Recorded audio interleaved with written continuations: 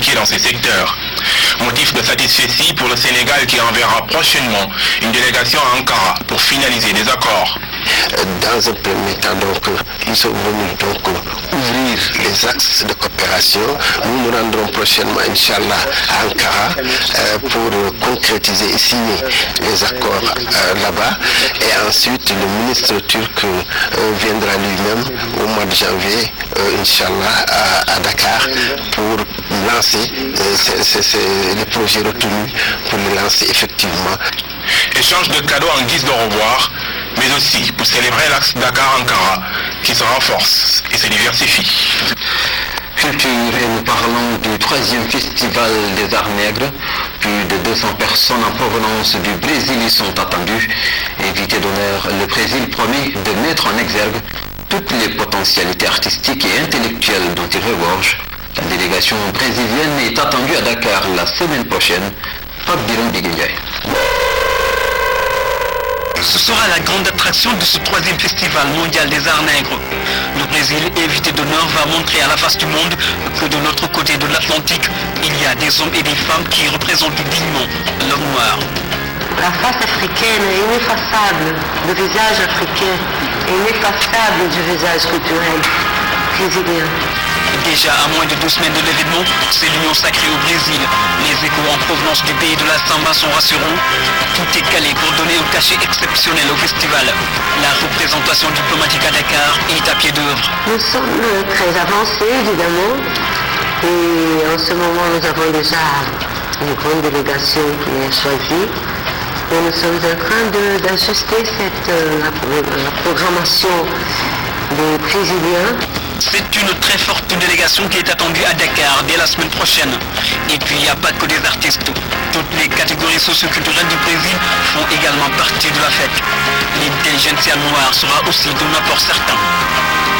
On va mettre près de 200 personnes dans beaucoup de volets du festival. La musique évidemment, l'architecture, la danse, la photographie, le théâtre, et beaucoup d'intellectuels. Et c'est une variété, c'est une délégation bien variée. Et que dire de la présence ou non du président Lula?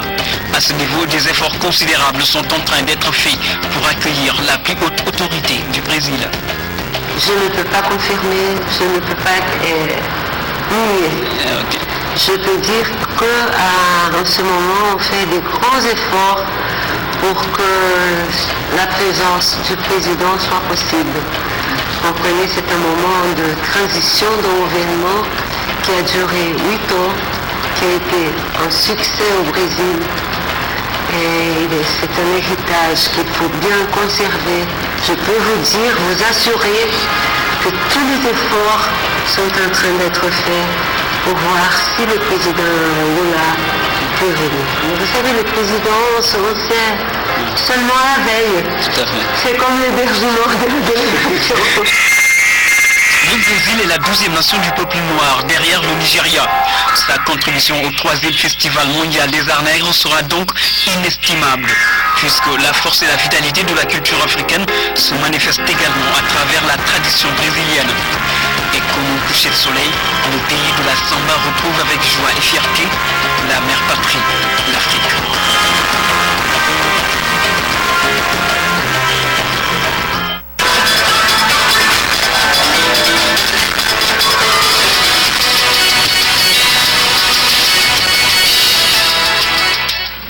Dans le même cadre de cette échéance électorale du dimanche, le président de la commission électorale indépendante a accordé une série d'audiences à plusieurs missions d'observation électorale en Côte d'Ivoire. La plupart de ces missions étaient déjà présentes sur le terrain ivoirien lors du premier tour.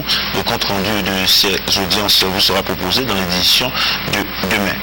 La commission électorale indépendante rappelle à la communauté nationale en général et aux autorités préfectorales et diplomatiques, ainsi qu'à ses commissaires superviseurs présents sur le terrain, en particulier que le recrutement des agents électoraux obéit aux dispositions contenues dans le décret 2010-280 du 12 octobre 2010 portant réquisition des fonctionnaires, agents de l'État et assimilés pour les élections de sortie de crise, ainsi qu'à l'arrêté numéro 23/CEI/président du 22 septembre 2010 de son président qui définit les critères de recrutement des agents électoraux tant sur le territoire national que dans les pays retenus pour abriter le scrutin présidentiel en cours. Elle voudrait en outre préciser que ces critères n'ont guère varié et restent tout à fait valables pour le second tour de scrutin. La CEI invite par conséquent les autorités susvisées à en faire une stricte application. Elle tient enfin à rassurer la communauté nationale et internationale de sa constante volonté d'organiser un scrutin transparent et équitable dont les résultats seront acceptés par tous. C'est signé Youssouf Bakariko, président de la commission électorale indépendante. Un autre communiqué, celui-là nous vient de l'Office national d'identification. La direction générale de l'Office national d'identification informe les agents ayant participé à l'opération de distribution des cartes nationales d'identité que les paiements sont en cours sur l'ensemble du territoire national.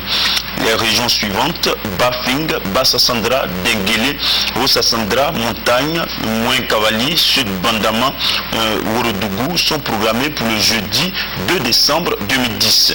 La direction générale de l'Office national d'identification tient à exprimer ses profonds regrets à toutes les personnes concernées pour ces désagréments indépendants de sa volonté. Face à certaines violences verbales comme physiques observées à l'occasion de ce deuxième tour de l'élection présidentielle, le grand médiateur de la République, incarné par Mathieu Ikra, appelle à l'apaisement et invite les Ivoiriens à préserver la paix et la cohésion sociale en cette période si sensible. Le message de Mathieu Ikra est rendu par son suppléant Jean Conan Poukou. L'importance de l'enjeu de ce dernier tour est telle qu'elle fait naître et raviver des tensions qui, depuis quelques jours, obscurcissent l'horizon. Or, il importe que nous mettions tout en œuvre pour sauvegarder la cohésion sociale et la paix entre toutes les composantes de la société ivoirienne. Ivoirienne, Ivoiriens, amis de la Côte d'Ivoire, si nous savons être responsables et conscients de l'avenir de notre pays qui revient de loin, il n'y a aucune raison que le deuxième tour de l'élection présidentielle de dimanche prochain ne ressemble pas au premier tour, c'est-à-dire historique à tout point de vue, avec notamment un taux de participation record, un second tour qualitatif. Le peuple de Côte d'Ivoire ne veut plus de violence ni de souffrance. Il veut vivre dans la paix. Contribuons tous à l'atteinte de cet objectif. Aux candidats du deuxième tour, je souhaite bonne chance et que le meilleur gagne. Je vous invite à suivre cette autre déclaration, celle-là produite par la Commission nationale des droits de l'homme de Côte d'Ivoire, un appel rendu public par sa présidente Victorine Vaudier. La CNDACI se félicite du ton apaisé du face-à-face télévisé du jeudi 25 novembre 2010 et de l'engagement des deux candidats à respecter le verdict des urnes tel que le proclamera la Commission électorale indépendante CEI.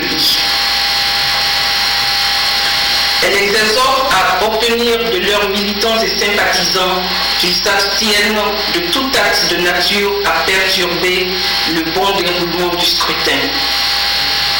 La CNDACI encourage les chefs d'état-major des forces de défense et de sécurité, FDS, des forces armées des forces nouvelles, FAFN, des forces onusiennes, de la force Licorne, ainsi que le commandant du centre de commandement intégré CCI, à conjuguer leurs efforts pour permettre aux populations d'accomplir